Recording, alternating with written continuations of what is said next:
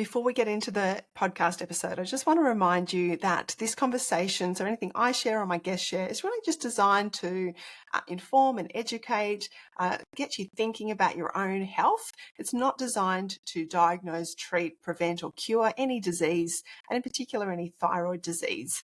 If as a result of this conversation, you want to get something checked out, please do that with your own health professional. That's where you should be getting your individualized medical advice from.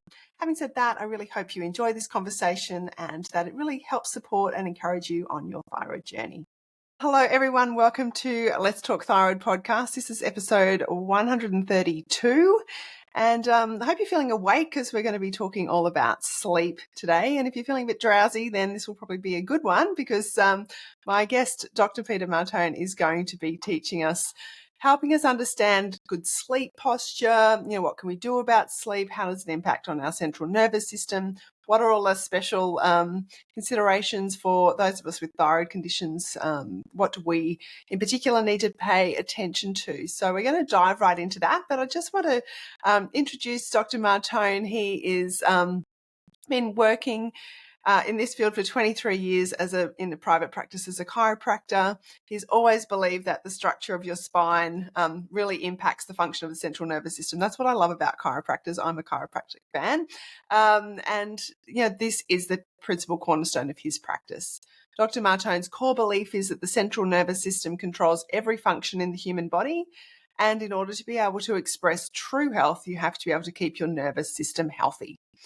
When your spine falls out of alignment due to poor spinal mechanics, it interferes with the proper function of the nervous system, throwing everything in your body out of balance. So Peter's mission is to help as many people as possible achieve optimal health, function and performance so you can really get the most out of your life. And he's developed a product called Neck Nest that I'm sure we're going to hear about that helps correct spinal alignment. He's featured on many fabulous TV shows, conferences, podcasts. And, I'm really thrilled to have you here. Peter, I know I'm just going to be public. I completely forgot about the last podcast interview we had booked. He's the only podcast guest I've ever stood up. And then we've had a cyclone going through Brisbane at the time of recording this, and I thought I'm going to have to pull a pin on this one again. But fortunately, Peter's very gracious on top of all his knowledge about spine, very gracious and kind to me. And I'm glad the weather permitted this to go ahead today. So welcome, Peter. Well, that's great. And where there's a will, there's a way. It's, the message far outweighs the obstacles that we go through. So, my goal is to impact and change the way the world sleeps. And I appreciate people like you. 123rd episode, is that what you just said? I think this one will be 132. I think I've got 32. I was supposed to put one out this week. See? Yeah. That's all right. Doesn't matter. I've lost a bit of count, but yeah, which is quite amazing. Like I'm. That's amazing, and so I'm appreciative of being here. Thank you. Yeah, that's a pleasure. So look, I think those in my audience, those of us with thyroid conditions, particularly things like Hashimoto's, hypothyroidism, are probably the bulk of my listenership. Although I know there are people that, those of you that listen with Graves, hyper, and those have lost their thyroid. But I know a lot of us, myself included, have a lot of issues with sleep. So I think this is such an important topic. So I'm looking forward to, learning a bit more, improving my, hopefully my sleep as well. But what do you see as the key impacts for, that sleep or lack of sleep or poor sleep has on the average thyroid patient? Yeah, so this is so important because we have to look at it from a different standpoint.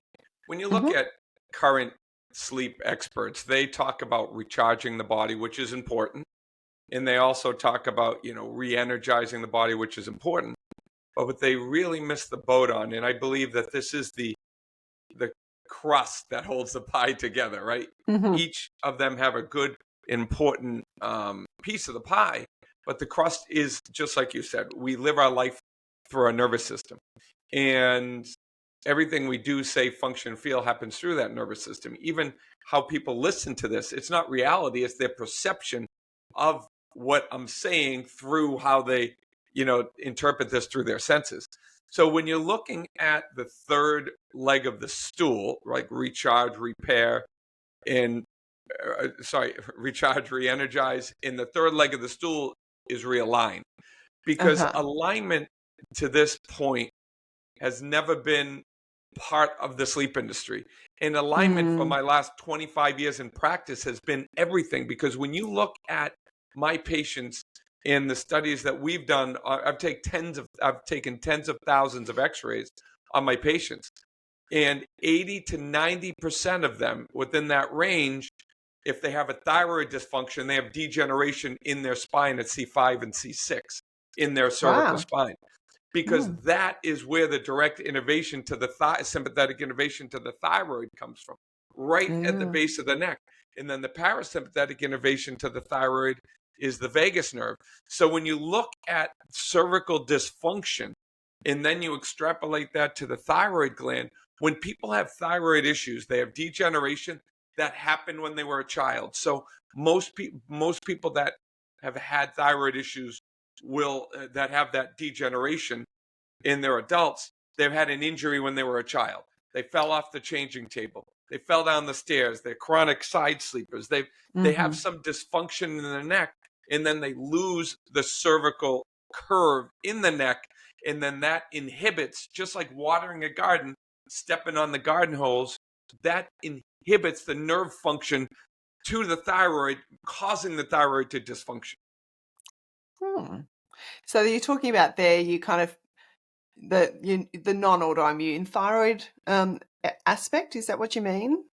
Yeah, so think Because about it's the it. functional, there's a functional impact on the thyroid from the C5, C6, as opposed to, say, that your Hashimoto's, your autoimmune Well, attack let's on the look at thyroid. autoimmune issues. Autoimmune issues are just is general dysfunction in Mm-hmm. breakdown of homeostasis within the autonomic nervous system. So the autonomic nervous system, if you have dysfunction in the immune system, you have dysfunction in the digestive system, and you also have dysfunction in the reproductive system. So it's immune, digestion, and reproduction.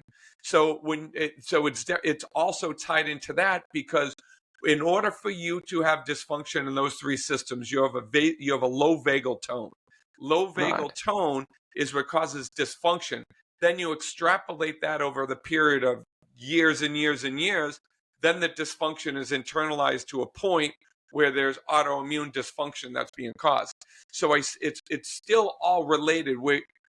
I don't believe issues are fundamentally with the organ. I believe Yep. there's an imbalance due to adaptation, due to a Yep. nervous system dysfunction at the beginning, which is at Mm-hmm. the root cause of the problem. So Okay. then when we then extrapolate even even um, um, Autoimmune. autoimmune is dysfunction within the vagus nerve. So people that Mm-hmm. have autoimmune issues also have digestion issues, because the vagal tone is what's affected due to the cervical dysfunction. Uh-huh. Okay. It's so interesting, isn't it, when you sort of see things from these, like a holistic perspective, but a different perspective. I hadn't sort of thought about autoimmune as a vagal nerve dysfunction. That's really interesting. So when and this is what I'm really trying to bring out to the industry, because medicine in general doesn't look at it as a dysfunction. It looks at it as an organ issue. So, Mm-hmm. so when you're looking at it as a global epigenetic viewpoint, and not a Newtonian viewpoint from a science standpoint, you look at dysfunction as a delta, or as a as hormesis. It's the hormetic principle is that change in adaptation within an organ happens over a long period of time for that organ to dysfunction.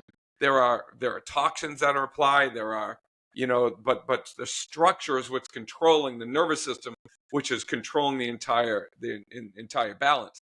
So Mm. when somebody has um, loss of that vagal tone, they're also going to have, they could have had, like, let's say, ear infections as a child, or they have strep throat, or their hands falling asleep, or they get heart palpitations.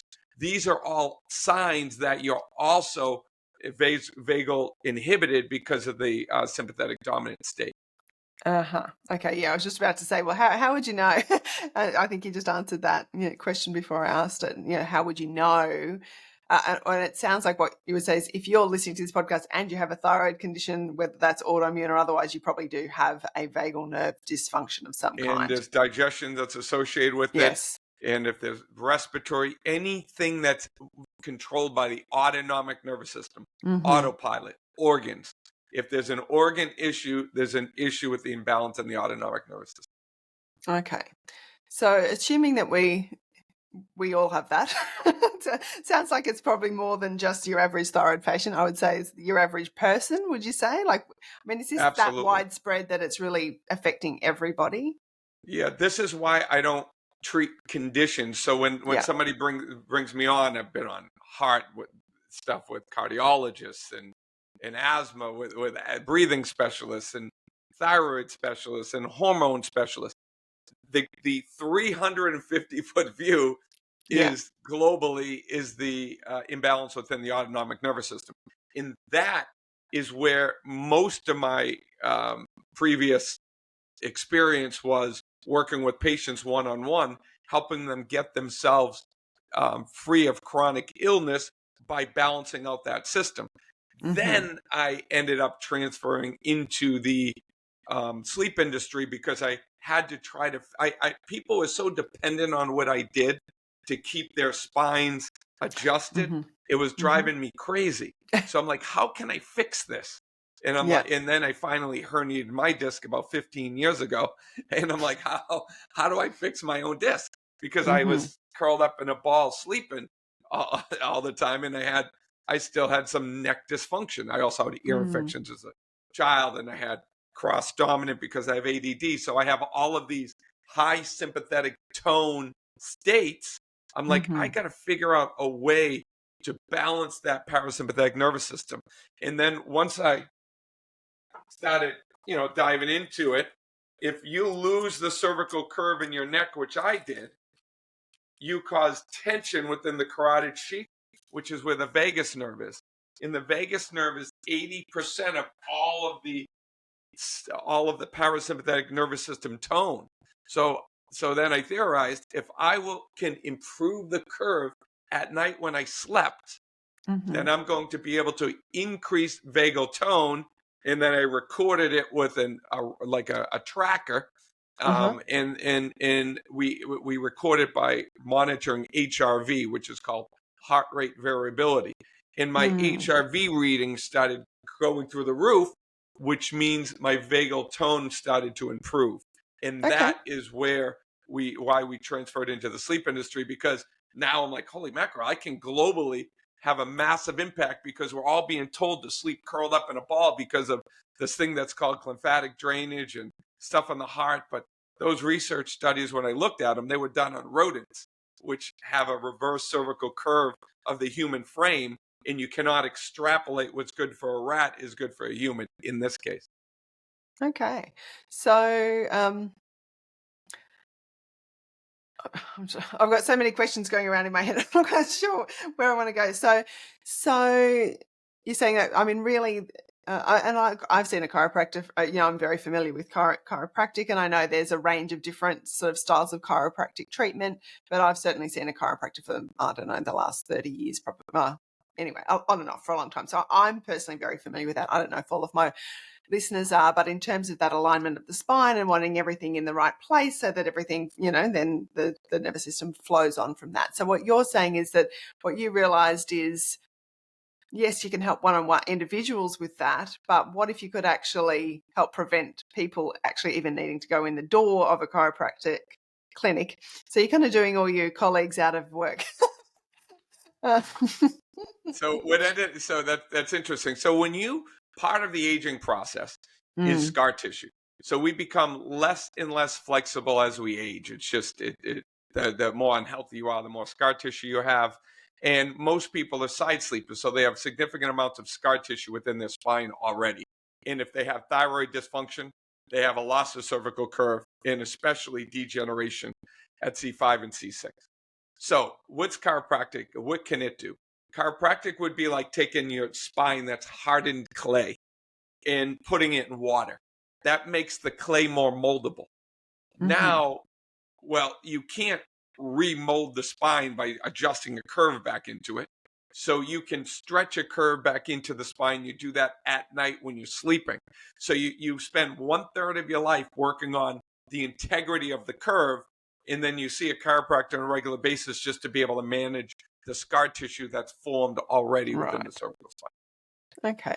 So then if so much can be improved by how you sleep, I mean, maybe we start with, you've mentioned side sleeping a couple of times. Like what's wrong with side sleeping? How shouldn't we be sleeping? How should we be sleeping? Let's dive into that.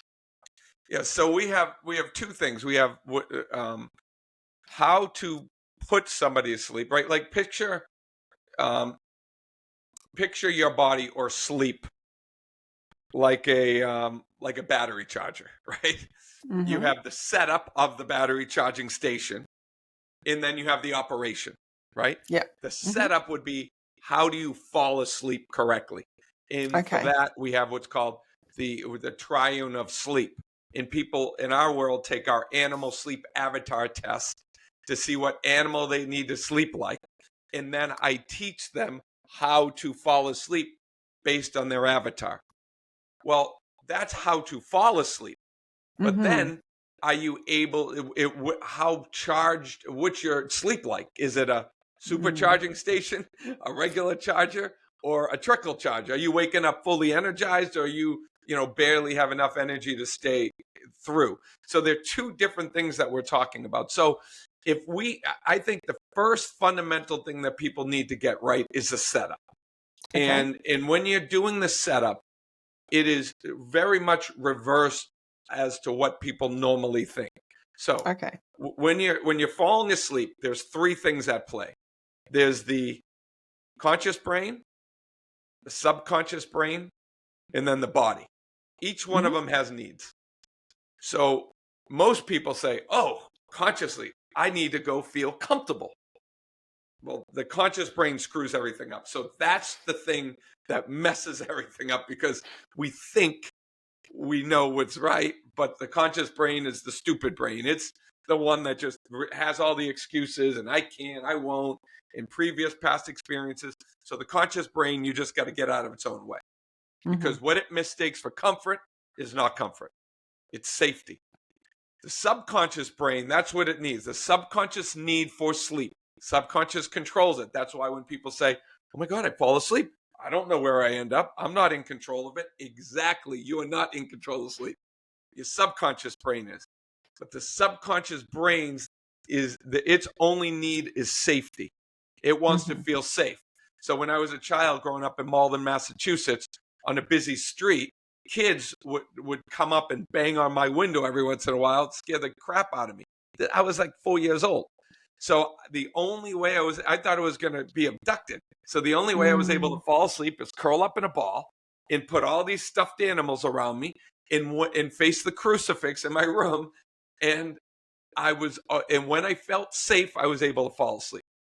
But I was curled up Mm. in a ball, and I would end up somewhere on the floor. My pillows were over in the corner of the room.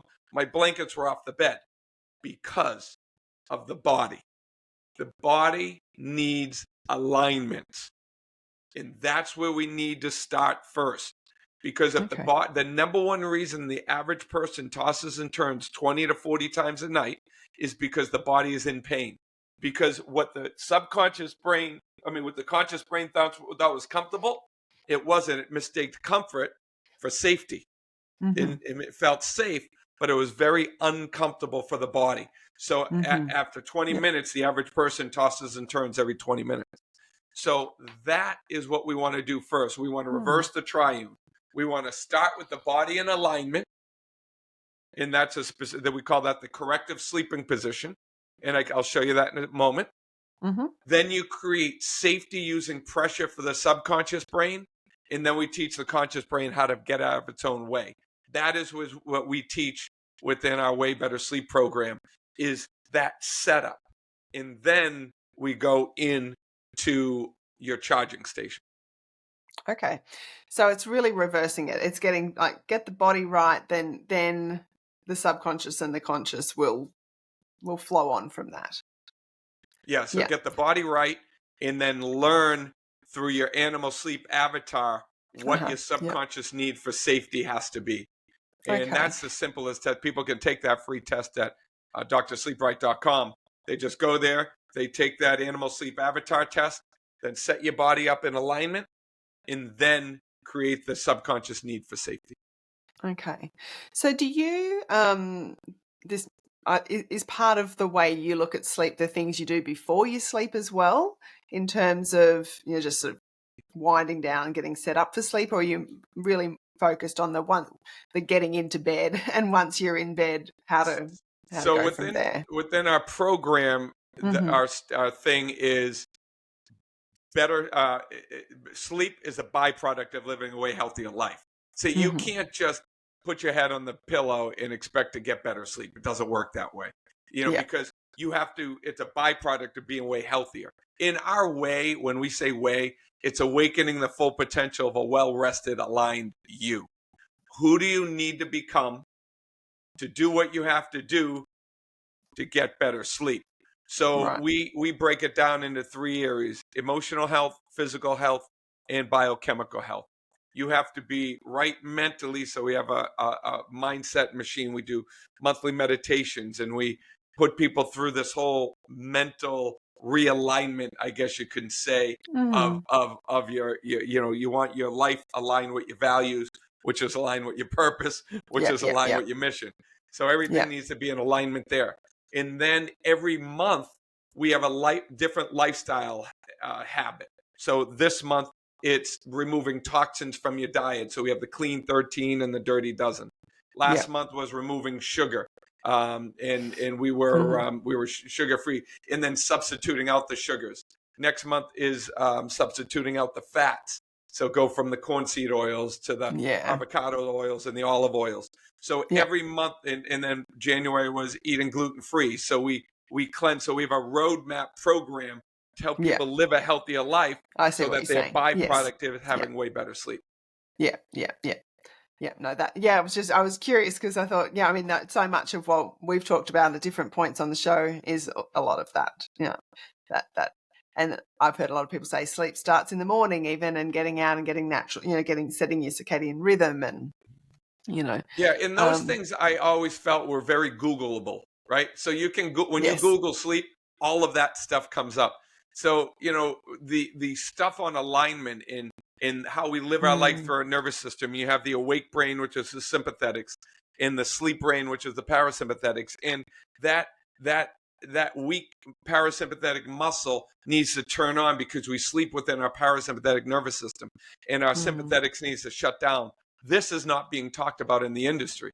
So yeah. that is really why I love being out there and leading with we live our life through our nervous system, Mm, and really taking, again, a 350-foot view on why we sleep, I think is so important to look at. yeah. Okay, so then coming back to what you were saying before, about getting the body right. So can you step us through, we get into bed, what do we do? Sure. What's the So next step? one of the issues with people is going to be that when I put you into this position, and I'm going to show it to you, Yeah. So you're if you're listening to this, you might want to switch over to the YouTube version so you can see what Dr. Martone's doing. Yeah. yeah. So your conscious brain Mm-hmm. is going to say, "There's no way I can do that," because when I show you this position, you're going to say, "I can't sleep like that. There's no way I can sleep like that." But remember, your conscious brain is what makes all the mistakes. It's Mm-hmm. really what makes all the excuses. You can do it because what your conscious brain is saying is that, oh, let me get this thing right. So, what your conscious brain is basically saying is that is not safe for the subconscious. So, the subconscious is looking at this saying that it can't do it, not the conscious brain. So, right now, what I have is I have a neck nest, which is a pillow designed to put you in what we call the corrective sleeping position, which supports your neck, but uses the weight of your head off of the back of the neck nest, not touching the bed, so it gently stretches a curve into your neck. Now, I have an elevated sleeping, like a wedge here. Most people are going to want to do something like this, or or what they can do is they can get a couple pillows if you want a lower cost, and then you get a couple pillows, and then you put one back and then one in the front. Then the neck nest goes on the back one like that. Okay. Mm-hmm. And so now what I'm going to do is the reason why we do it this way is because people they're constricted in the frontal plane. Everybody leans too far forward because of that. They're on computers and they have this tech neck and they're losing the cervical curve in their neck. So when they go back and they sleep in this position, it's too much extension for them. So they wake up with nightmares. They can't manage their airways. So there are a lot of issues that come up with it. That's why we have a full program that's dedicated to helping people do this. But to start, you just put a pillow on the back pillow. I'm using the neck nest, and I'm going to lie in the position. I'm going to show you the position of my neck. It's going to be in extension, and my eyes are going to be looking up at the ceiling. Okay, so if you're listening, Dr. Martone's lying literally on a bed. So you know what, with the neck pillow, the neck nest, and so yeah, it's right under his neck. And my head is off of the back of the neck nest, and I'm looking up at the ceiling. And that is how you want to sleep, with that neck in alignment. Most people are going to be like, what? You're in a coffin. There's no way I can sleep like that. I can't fall asleep like that. Oh my God. I'll snore. And then all of the conscious excuses come out because it's not easy to do. But Mm-hmm. when you work at it, and when the why is big enough, and the why is alignment, and realizing that at this point it's more than likely your alignment, which is the reason why you have dysfunction within the autonomic nervous system. And when it's like, when the why is I got to get my life back, when the anchor is that I'm so frustrated that my health is where it is, and I've tried everything and I haven't been able to do it, and you have that amount of, you don't look at it at sleep, you look at it as alignment. And once you understand how important alignment is, the positioning is easy. And all you have to do is fall asleep like that. You're not in control of where you end up, right? The subconscious brain is. So the lifestyle habit is just falling asleep in that position. Okay, so will the average person, you said, not really stay in that position? It's more about falling asleep in the right position, and then over time, does your body adapt and you stay more in that position, The or body does will that? adapt, and we are not in control of the adaptation of how long it's going to take. Some Mm-hmm. people sleep through the whole night like that the first night, and some people it takes a week, some people it takes a month, some people it takes a year. It takes people a long, some people a long time. And the lifestyle habit is just falling asleep in that position. And then when you take your animal sleep avatar test, what it will do is tell you if you need to wear a sleep mask, if you want to put pressure on your chest, because the body, the subconscious brain, when it falls asleep, does not know position, it knows pressure. So pressure applied in a specific way, you can mimic the positions that you're in to the subconscious brain by doing it on your back. Wow.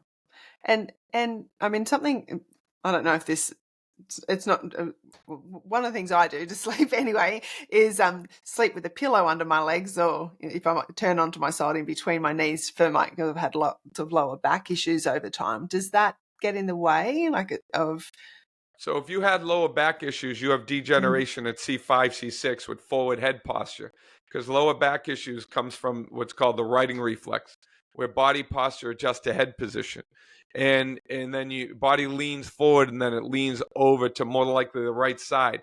So, the side of handedness typically, but then the hip goes to the opposite side. So what happens in a situation like that is that you have a psoas major muscle spasm.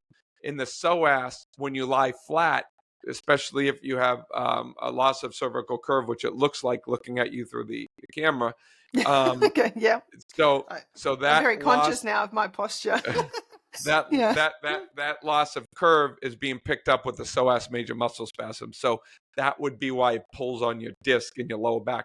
That's consequently what I was trying to fix when I first Uh-huh. herniated my disc was to bring my neck back so that I would be able to get that spasm off of my discs. Oh, interesting. Okay. So fix the neck, and then it Fix the flows neck, on down. change the way you sleep, and then work on your balance. Balance is really important in being able to maintain the gyroscope, I guess you could say. Mm-hmm.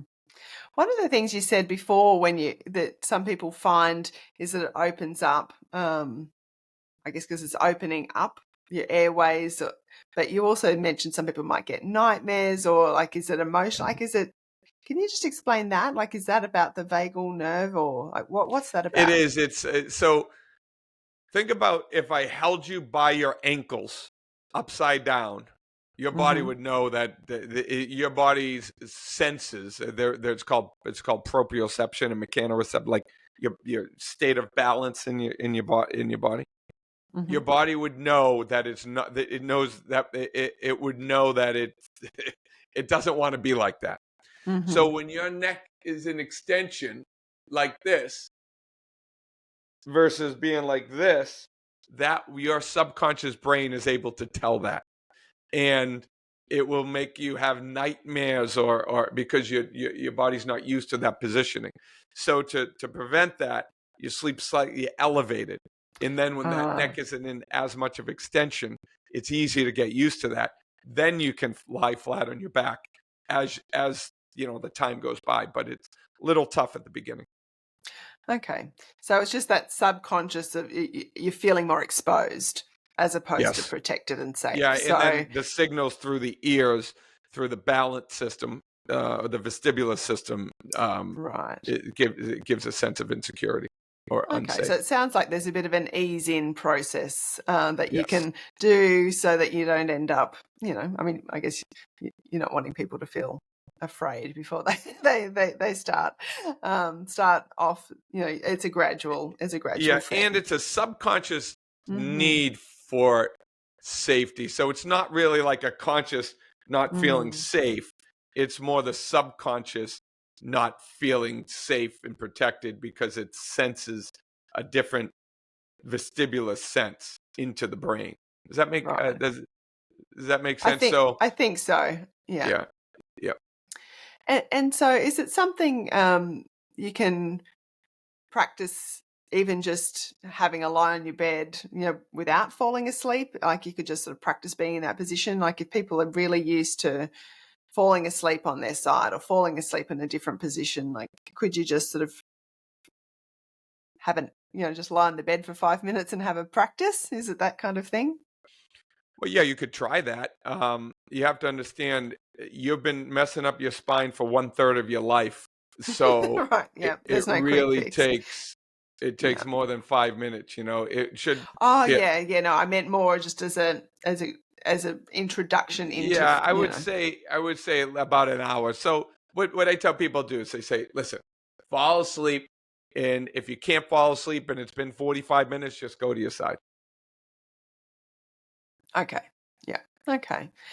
And is this the sort of thing? I mean, obviously you've designed your neck nest, but like, is that something that you can um, kind of make a less good Yes, you but can use adequate kind any of position with a towel? yeah, Yeah. you can use any real soft pillow to be able to do it.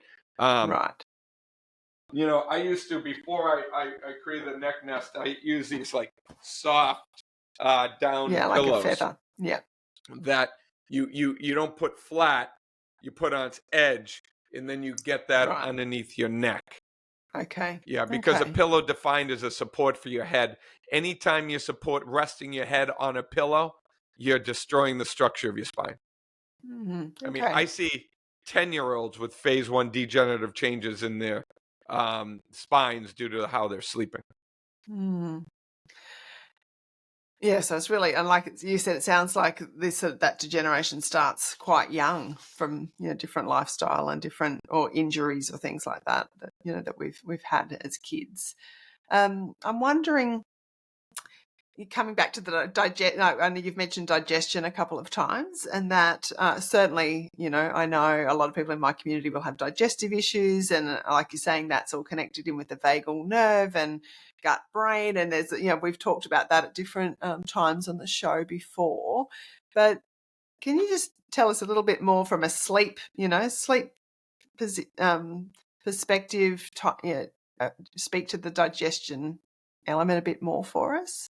Yeah, sure. So the sleep. I'm a nervous system specialist, right? So the sleep is controlled by the parasympathetic nervous system, which is your thrive nervous system, which is the same nervous system that controls the digestive tract, which is the same nervous system that controls the reproductive organs, and it's the same nervous system that controls the immune system. So in order to stimulate, and most of us that have dysfunction in those areas are too sympathetic dominant, which means we have this scale, right? This let's see, this seesaw, Yeah. and we should be in balance, and which is also you can look at heart rate variability and see how well your body's able to get into that parasympathetic state. But most people are sympathetic dominant. And if you have an issue with your digestive tract, it's going to be the same problem with sleep. You're going to also have a sleep issue because you're not able to innervate that parasympathetic nervous system. So that's why structure is so important, because by improving the structure, you improve vagal tone, then you improve the digestive tract.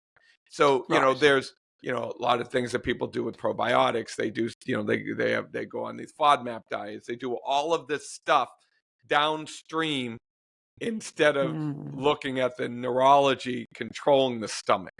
And that's really been my thing for 25 years, is look at the neurology first, then look downstream second, right? Because it once you start to think, if you really get this, and you start to think of things like, holy mackerel, things are way more connected than I've ever thought, and you're hearing this, you're going to start to walk through life differently.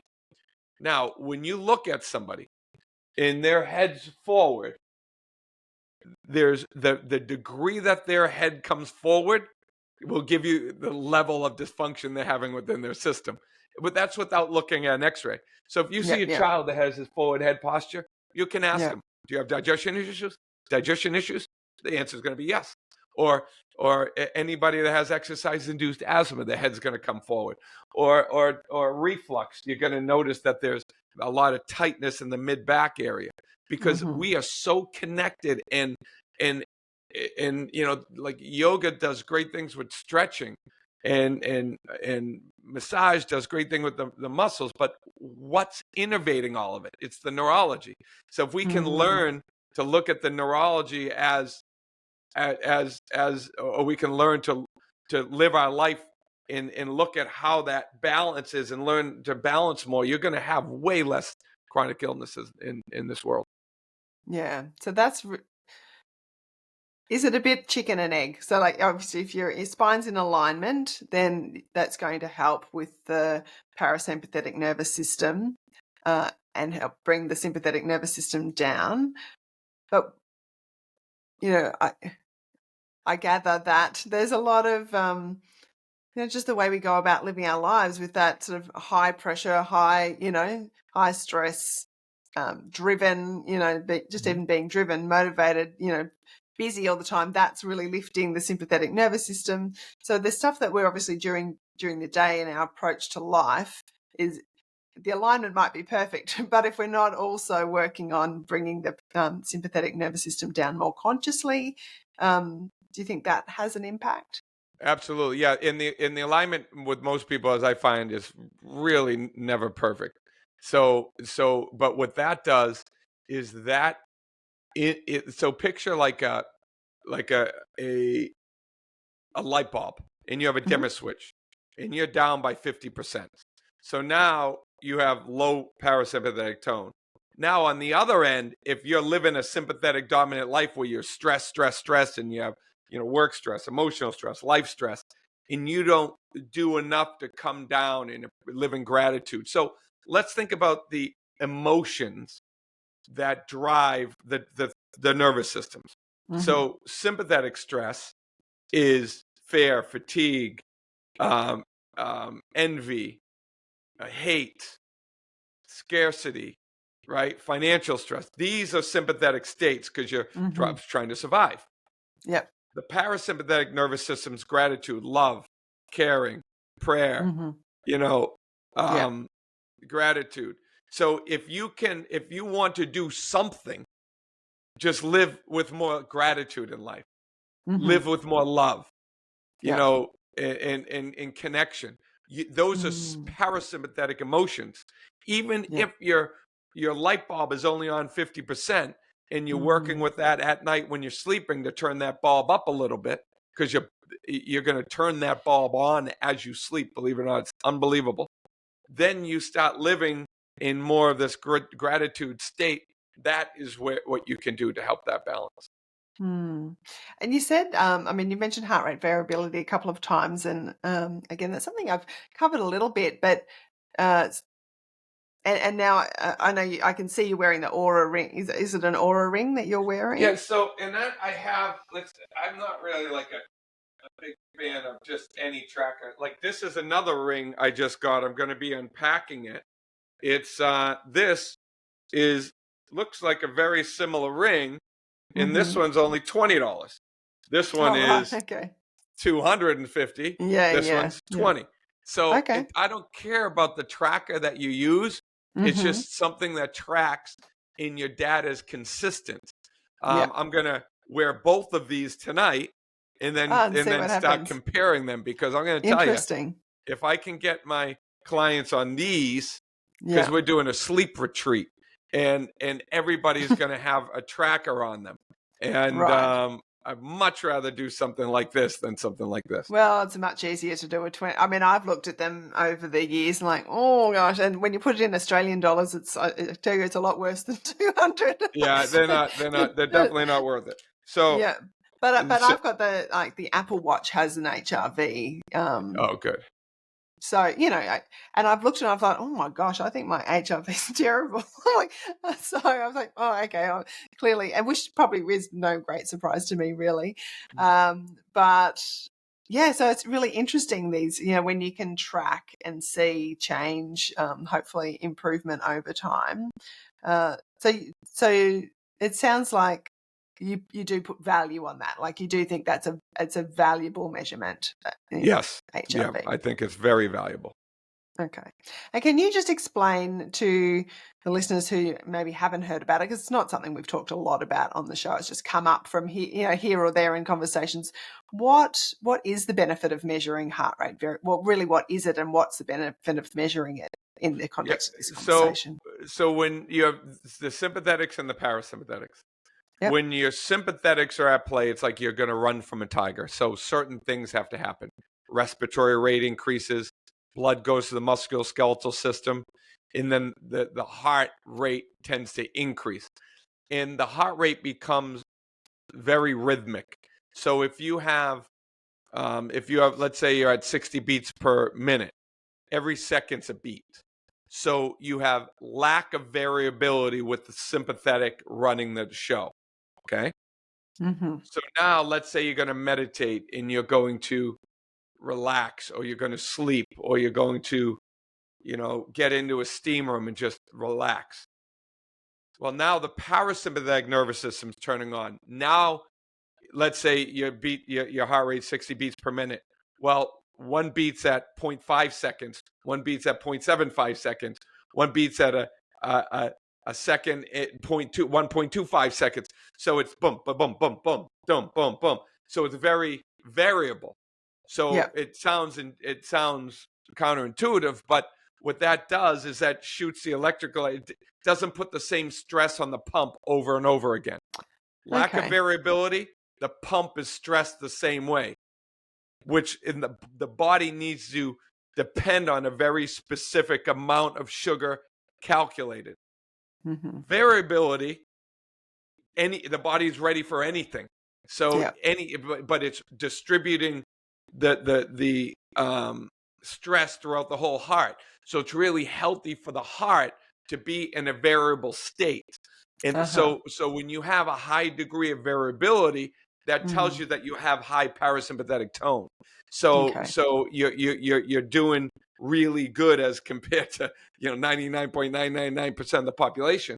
So when you get into deep sleep, you have high variability, because you're really at that restorative Mm. parasympathetic state. Yeah. And is there a range of what is considered to be like a healthy Yeah, HRV? I don't like ranges Yeah, because it's not like that. all of Yep. the trackers are different. That's Uh-huh. why I don't care about the tracker. I want the tracker, Mm. then I want the consistency in the data, Mm-hmm. and then once we look at the consistency in the data, then I teach my clients, okay, based on your data, Yeah. and you want to improve your statistics by 30%. So let's Mm-hmm. figure out what we're going to do that. Okay. And it sounds like you've in the process of what you've been teaching and studying that you have really been tracking improvement, because you said HRV goes through the roof. So have you been Yes. tracking like this in like a study or something, or just Yeah, so we've been doing it anecdotally through our clinical studies within yep, our group of people. And then yep, so now when we do the sleep retreat, we'll have, people fly in, we'll put their trackers on them. Then we'll be making changes every single night. We'll be fasting them, then we take them to the top of a mountain, doing some clearing out. Everybody will get x-rays. Then we customize a neck nest with the fill based on their structure, and then hmm. we're bringing in beds, specific beds. We're going to sleep Wow. them elevated the first night. Then we'll decrease it. So we're doing all of these things real time, Mm. within a retreat type of setting. So this really will be really encouraging for the data. Yeah, wow, what a unique experience. It's going to be very. It's so early. I'm still cultivating the experience. So Yeah, it and sounds then amazing. I mean, it sounds like a very deliberate experience. Like, yeah, just to have beds flown in or beds, brought in, and like, yeah, that's pretty full on. That's very going to be really interesting. yeah, it's going to be great. Looking forward to it. Yeah, how many people are you wanting to have at your retreat? It'll be 30 is what we will Okay, have. all Yeah, right. Oh, well, that's good. Will be really interesting to follow that and see what happens. thank you. Um, yep. So, Peter, I know one of the things that coming back to alignment, um, well, one of the things that I've seen that you talk about is being pain free. Like, is this where we're getting to? Like, if you can sleep in the right alignment, if you can improve that kind of neck position, that ultimately you should be able to sleep pain free and then not toss and turn and as much. Is that, I mean, is that Yeah, someone, because if you put the is that body possible? in, Yeah. yeah, it actually. I listen. You could put a glass of water on my chest, and that glass of water will still be on my chest when I wake up. I don't move, and Mm, and I was never like that. I was a restless sleeper, and now I have countless number of people across the globe that are sleeping in one position the entire night. It's mm-hmm, possible when the body is in what we call the corrective sleeping position, where your body weight is distributed over the greatest surface area. Your joints are in closed packed position, which is the most stable positions, and your core temperature is being regulated effectively. You're shutting off your brain effectively. You're eating the right foods effectively. So there's mm, whole, like I said, is your sleep recharging your body, or is it a trickle charger, a regular charger, or a supercharger? The yeah. quality of your sleep is so dependent of the lifestyle that you live. So Mm-hmm, great quality, supercharging, unbelievable sleep when you wake up in the morning, you're ready for the day, is a byproduct of your healthy yeah, habits that you live during yeah. the life. So that's really kind of the approach, that the global approach that we're trying to bring to the industry is: Mm, who do you need to become to do what you need to do in order to have way better sleep and ultimately create a better version of yourself. And who do you need to become? That is our education machine, our mindset machine. Because if you don't understand the first step in the setup and you can't get your positioning right, that's don't pass go, don't collect 200, because it's so important to the whole, everything else that goes down below, and how that affects the thyroid, and how that affects immune system, and how that affects parasympathetic tone, and your ability to even get to sleep really starts with the setup. Yeah. Yeah. And look, Peter, is there something, like, as we sort of wrap up, is there something I haven't asked you that you think the audience needs to know?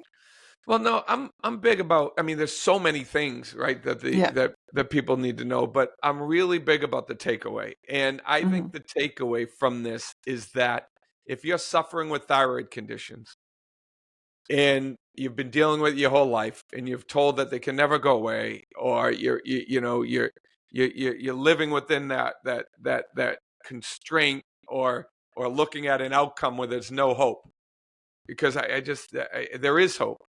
Because if we look at the C5 and C6 interjunction, and there's degeneration, if you improve that structure at that specific level, you're going to improve nervous system tone.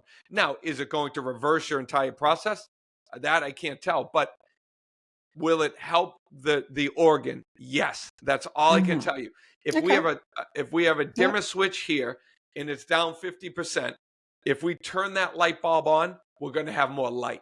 If more light's going to improve, whether it won't degenerate as much, or it's going to improve the health. And that's really starts from sleeping position. Yeah. Excellent. Well, yeah, it's really been really interesting. I really appreciate your time, Peter. I think, it's just a really interesting process, and it just sounds like you've put a huge amount of thought and, energy and time into, and experience, obviously, into developing a program and just thinking all this through from the ground up. So if people do want to find out more, what's the best way for people to connect with you? I think to go to drsleepright.com. That's DRSLEEPRIGHT.com. And they can take that animal sleep avatar test. It's a free test. See what animal you sleep like. Then you're in our world. Then if we have any offers or we do anything, and then you can find out neck nest from there. You can find out about our programs from there. Yeah. You'll be able to follow us on Instagram and TikTok and all these videos that we do. TikTok, good. We're good on your thing. I did. I just had one go to 1.1 million views in 3 days. I mean, it's like absolutely mind blowing how big the reach can be with these platforms. Yeah, I know. I really have. I've just been too I don't want to head in the sand about TikTok. I hear trust that. Me, I know. I get it. It's just I don't know. Just there's a few different things, and you can't be everywhere. But that's great. I mean, wow, to be able to reach that number of people with helpful information, that's fantastic. So yeah, well done. Thank you, Annabelle. Well, and if you're on TikTok, go follow Dr. Martone. It's actually Dr. Sleep Right. Oh, sorry, Dr. Sleep Right. Follow Dr. Sleep Right on TikTok if you're a TikToker. And if you think I should be on TikTok, you better let me know. And come and offer to help me if you think I need to be, if you're listening. But anyway, Peter, look, really, I do appreciate, I appreciate you rescheduling to come on. I'm glad the weather didn't get in the way. Yeah. And I'm looking forward to, thinking about this a bit more and looking at my own sleep posture. So really appreciate your time today. Thank you.